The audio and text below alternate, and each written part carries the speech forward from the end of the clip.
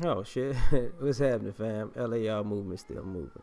Book is entitled Lessons from a Non-Custodial Father at Amazon Kindle and Create Space. The link will be in the description box below as usual. This video is entitled We All Have Alter Egos. You know, pe- excuse me. People say you never truly know a person because you never really truly know their alter ego. And alter ego is a normal thing, to be perfectly honest. Split personalities, that's different. Um, you know, alter ego is your lighter, yin and your yang. Your light and your dark. The ego, the super ego, the ego and the id. Like those are, you know, your ego is like the regulator of who you are, but your super ego and your id are pretty much like your alter egos. And people don't think about it, but this is one of the problems that people have with encountering other people. Like for me, I'm pretty much a nice person. I'm a nice guy. I'm a clown, but and I'm a kind, giving person. But as nice as and as good as a human being I am, I'm just as dark, and I don't mind that. Like the reason I'm making this video is because I had to do a podcast on the boxing show about Deontay Wilder saying he wanted a body on his record. And and I was watching the thing with Michael Strahan. One of his teammates, Jesse Armstead, said, when you put the helmet on, he had that glaze in your eyes. That's two different people. He had no regard for you at that particular point. And I understand that all too well. Like your alter ego does not, like, if somebody gets me really mad, the eyes you see right now, not the eyes you're gonna see then.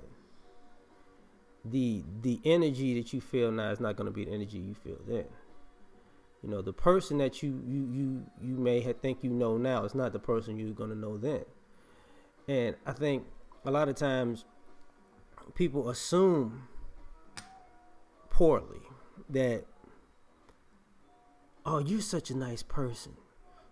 Say or do the wrong thing, you're gonna see differently. Just like vice versa, I think sometimes people and people have this manipulative aspect where, if I've had exes and homeboys of mine who want to see that other side of my personality, like people who've been in certain situations with me know that it exists. I don't need that side of my personality to come out on a regular basis. Like this is what people seem not to understand. Like some people want to be so controlling and manipulating. They think they want to see your best side and your worst side and figure out a way to formulate how to manipulate and control both. When I've actually had a relationship break up because of that. A woman thought she was, let me see the other part of you. You don't need to see that. Let me see it. I want to see it. I didn't even show her the whole part. She did something, and I was like, and it just, by reaction, it just happened to happen one day. I don't want no parts of you, bro. Like, I thought you wanted to see it. Yeah, I told you I ain't no damn pet. You ain't gonna, that's not gonna work. But people seem to forget that, like, that you can't just go around controlling people. Everybody has an alter ego, when you don't truly know somebody like you think you do. That's why people get caught up in that thing where they say, I really thought I knew you. You knew that part of them. You don't know the other part of them. And like for people, like myself, I mean, that's part of looking up to celebrities, is they're able to live out their alter ego. Truth be told, like when you look at athletes and entertainers, they're living out their alter ego. They get to turn this part on and this part off at a particular time, and just be that. And for a lot of people who play sports and contact sports, they know what I'm talking about. For all you people who've gotten into physical fights or conflicts or wars, you know what I'm talking about too. Hey, you know, This is who you sitting at the table talking to. That's who you gonna be out in the field with. That's two different people. That's two different people. But and you can see it in women too. Y'all put on makeup and hair, and then y'all wanna, with Beyonce, because the girls at my job always talk about Beyonce. They be like Sasha Fierce and shit. They used to do that all the time. That's her alter ego. She's not.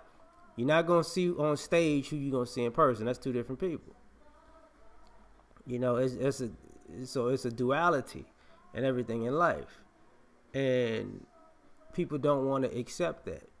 People have a hard time grasping that. You see people who are hypersexual. That's the whole ideology about I want a lady in the streets and a freak in the sheets. That's the alter ego. She wants a corporate guy in the office and a thug. That's an alter ego. But you got to understand, you don't get to cut on and off somebody's alter ego when you see fit. It's only necessary when it's necessary. That's it. Just for me as a person, I was really raised in more of a chaotic environment. So chaos and anger is really my comfort zone. And I've grown to be a more peaceful person. So at this particular point in life, my alter ego is the chaotic and violent side.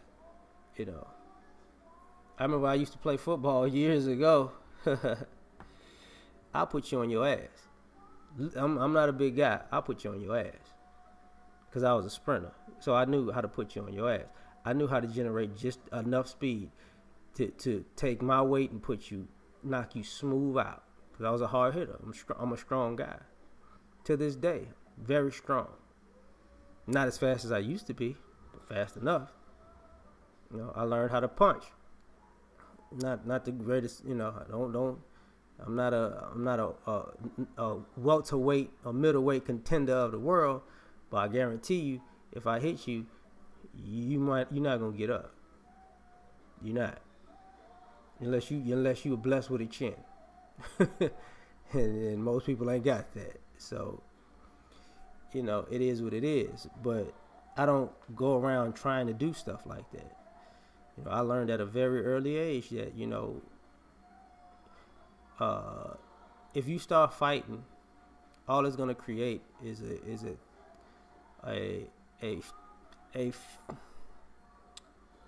a society, a community of fighters that's gonna come to you.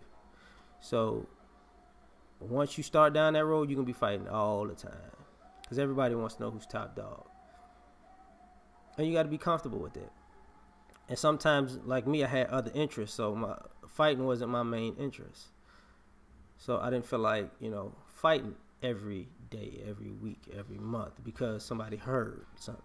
So, I fought a little bit, then I backed out. I was like, I don't need this. But then as I got old, I was like, you know what? Let a motherfucker do that shit again, see what happens. So it just got, because those interests, I wasn't into those interests anymore. So I went back to that core belief system. This is what it is. But we don't think about that, man. We really don't think about having an alter ego.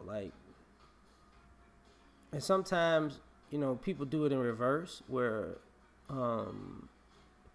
people want to be their alter ego publicly. So now people actually think you are your alter ego. And now they expect you to cut it on all the time and be on all the time, and you can't do that. And then you get mad and resentful at other people of how you put yourself out there. That's your fault. And you got people, who, are different behind closed doors. And sometimes it's a good thing. Sometimes it shocks the hell out of people, and it's a bad thing, So you got to be careful, because we all have it. We all have that duality to us, and that's why people are able to instigate and play the victim, because of that, you know, turning on a pit bull in somebody. Oh, I didn't know what I did. I didn't know I did it. See, when you instigate something with a person, you're looking for that other side of them to come out.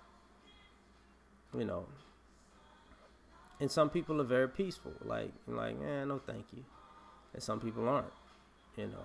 And you'll be the bad guy if your alter ego, if your dark side comes out in front of the wrong people at the wrong time, you know. But at the same time, I can tell you, like, even when I was younger, there were guys who how can I say this? There were guys who wanted to show out in front of their friends.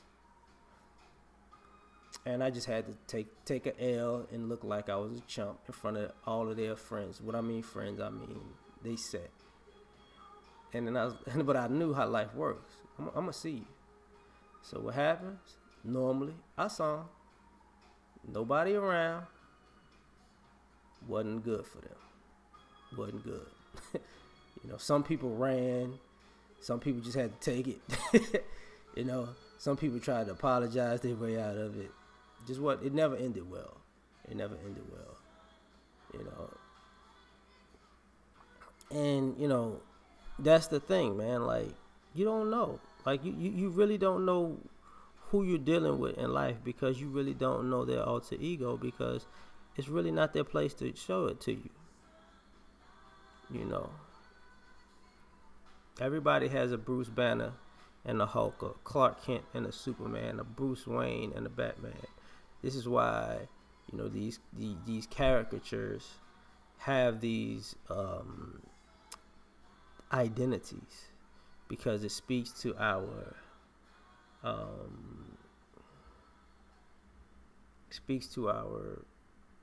inner working as a human being, who's more so altruistic.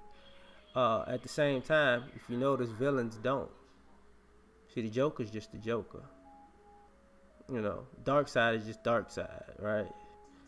You know, Thanos is just Thanos. Like, there is no duality to that. And people gravitate to those characters because they're just purely that.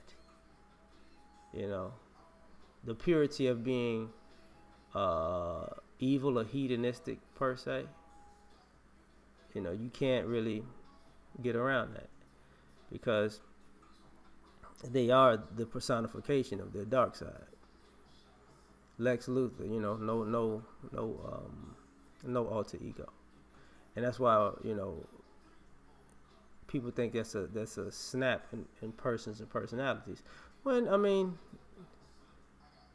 really, it's just accepting of your evil nature, pretty much. You know, I'm bringing the hero thing into it because, you know, that's what happens. Like, you know, eventually the superheroes just become superheroes. They give away their identity. They make a choice at some point. It's the same thing, it's just on different sides of the spectrum. You know, some of our alter egos are complete id or hedonistic, or some of our alter egos are a complete super ego or altruistic. You know what I'm saying? So, you know, just thought to bring that out, man. As you notice, I don't talk about the same type stuff all the time. Yeah.